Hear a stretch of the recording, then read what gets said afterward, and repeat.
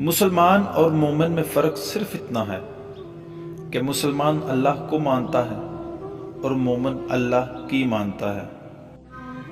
ہماری تمام پریشانیوں کا حل صرف ایک ہی ہے، اور وہ قرآن کریم پڑھنا اور اس پر عمل پیرا ہونا۔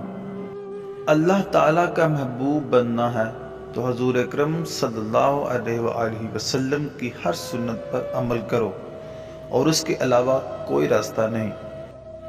جب قرآن پڑھا جائے تو اسے توجہ سے سننا نہایت ہی ضروری ہے، ورنہ ہلاکت کے سوا کچھ حاصل نہ ہوگا۔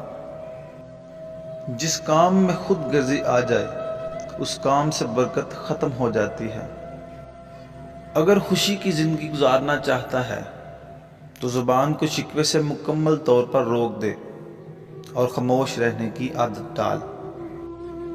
قرآن کریم کی ایک آیت سیکھ لینا اور اسے سمجھ کے پڑھ لینا 1000 نفل پڑھنے سے بہتر ہے۔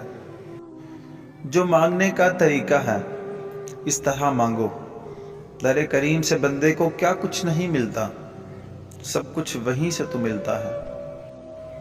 ہر چیز کے ثواب کا ایک اندازہ ہے، اور صبر کے ثواب کا کوئی اندازہ نہیں، وہ بے انداز ہے۔